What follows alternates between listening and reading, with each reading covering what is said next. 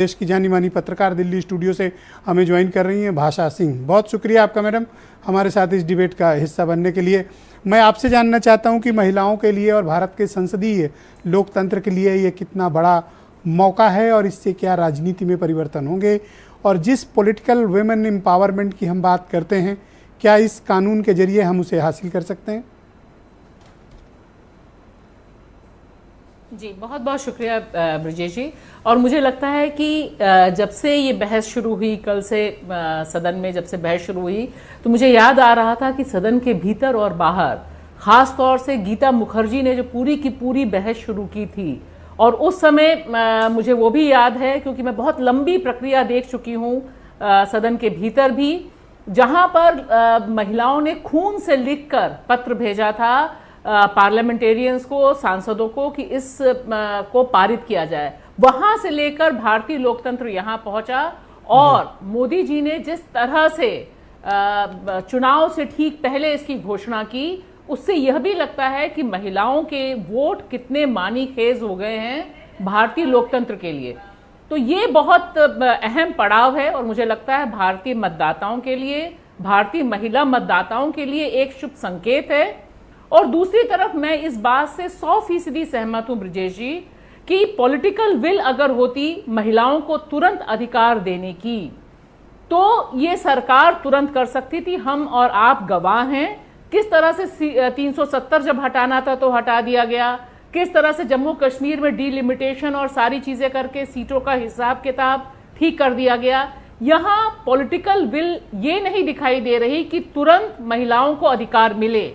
यह प्रोसेस हो सकता था कि मौजूदा जो सीटें हैं उसमें 33% दे दीजिए, आगे आप जब सेंसस कराएंगे, जब आप डिलिमिटेशन का प्रोसेस करेंगे तब हो जाता।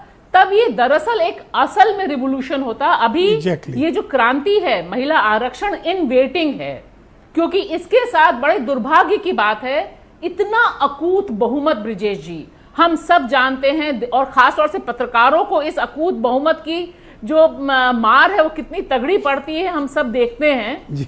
उसमें अगर इनके लिए कोई मुश्किल नहीं था 2014 से लेकर 2023 तक इस प्रक्रिया को करने का, और खास तौर से जब आप जनगणना नहीं कर पाए थे, और जनगणना से इसको लिंक करना, डिलिमिटेशन से इसको लिंक करना, मुझे थोड़ा सा डर ये लग रहा था सुनते हुए कि जैसे 15 लाख रुपए अच्छे दिन चल रहे थे, कहीं महिला आरक्षण भी उसी तो गति ये को क्या 2029 से 2029 से अमल में आ सकता है या फिर 35 में जाएगा?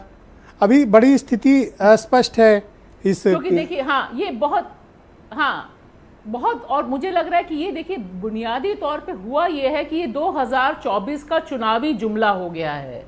जैसे 2014 में अच्छे दिन थे, 2019 में भी इसी तरह की बातें थी, उसी तरह से 2024 की जो चुनाव की वैतरणी है वह मोदी जी कोशिश कर रहे हैं कि महिला आरक्षण बिल के जरिए, क्योंकि पॉलिटिकल विल अगर है, हम जानते हैं मोदी जी के बारे में, जीएसटी चुटकियों में हो गया, नोटबंदी चुटकियों में हो गई, कोई जरूरत नहीं पड़ी, कहीं किसी कंसल्टेशन की जरूरत नहीं पड़ी।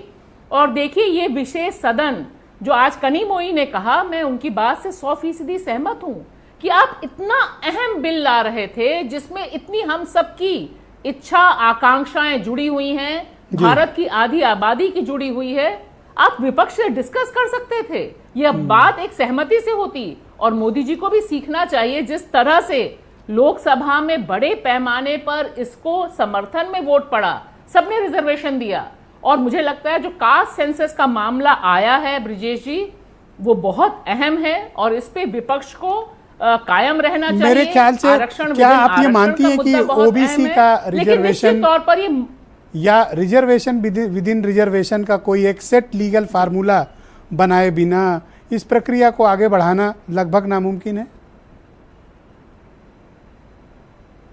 देखिए मेरा मानना है कि ये बहुत अनिवार्य है, रिजर्वेशन विद इन रिजर्वेशन, क्योंकि लंबी बहस जा चुकी है। हमने घंटों बिताए हैं ब्रजेश जी, देश के लोकतंत्र ने घंटों बिताए हैं इस पर डिबेट डिस्कशन करते हुए, और जो हक है, क्योंकि इसी से जुड़ा हुआ मसला है जातिगत जनगणना का, क्यों नहीं आप करा रहे हैं, या जो जनगणना कराई गई उसके मुद्दे बाहर क्यों नहीं ला रहे? क्योंकि आपको डर है, आप संगोल युग की बात करते हैं, आप मनुवादी बात करते हैं। और दूसरी चीज, एक ब्रिजेश जी में आपका बहुत अहम प्लेटफॉर्म है जिस पे मैं कहना चाहूंगी, वंदना की जरूरत नहीं है हम महिलाओं को। हम महिलाओं को बराबरी चाहिए। हम महिलाओं को जरूरी नहीं है कि आप पूजें। नारी शक्ति हम में है और नारी शक्ति का सम्मान बराबरी में होता है। इसलिए महिला आरक्षण बिल का वंदना से कनेक्शन करना कि हम आपको ये एक सेट लैंग्वेज होती है, आपको ऊपर बैठा रहे हैं, हमें देवी नहीं बनना है, वंदन वगैरह ये सब उनकी एक सेट लैंग्वेज होती है। तो ये बहुत प्रॉब्लमेटिक, ये मनुवादी विचार है ब्रिजेश जी। ये हम महिलाओं को ऊपर बैठाएंगे या नीचे बैठाएंगे? जो आज निशिकांत जी को उन्होंने पेश किया था, यही निशिकांत जी सम्मानित सांसद महुआ मोइत्रा और दूसरे महिला नेता के बारे में वैशाली की नगर बहू उनको बता रहे थे। मेरा कंसर्न ये है आपकी बातों को समझने के बाद, मेरा मानना है कि अप्रोच बहुत साफ क्या ये पूरी एक्सरसाइज जो आज हुई या होने जा रही है राज्यसभा में, फिर भारत की राष्ट्रपति इसको दस्तखत करेंगी और ये कानून की शक्ल अख्तियार करेगा, हासिल क्या हुआ फिर? जी देखिए, ये वही मैंने कहा, न्याय इन वेटिंग कर दिया है, पेंडिंग, एक झुंझुना लटका दिया है। जैसे आपको याद होगा, हम आप जब चुनाव में रिपोर्टिंग करते हैं, अच्छे दिन 15 लाख, ये सारी चीजें हैं। इसी तरह से महिला आरक्षण आएगा कब? क्योंकि इसमें दो चीजें जो जोड़ी गई हैं वो बहुत अहम है, जो मुझे लगता है बिल्कुल जोड़ी नहीं जानी चाहिए थी। मौजूदा सीटों में 33% दीजिए, कलेजा रखिए। जो आज गृह मंत्री जी ने कहा, मैं चाहती थी कि कोई विपक्ष उसका जवाब देता कि हम अपनी सीट को कुर्बान करने के लिए तैयार हैं, आप महिला आरक्षण अभी से लागू करिए। ये जो चुनाव आ रहे हैं, इसको शुक्रिया आपका मैम, हमारे साथ बनी रहिएगा डिबेट के दूसरे चरण में। हम आपके बाकी विचारों को भी तो बन जाएगा, लेकिन बाकी चीजें नहीं होंगी। स्थान देंगे। बहुत शुक्रिया, हमारे साथ जुड़ी रहिएगा जी।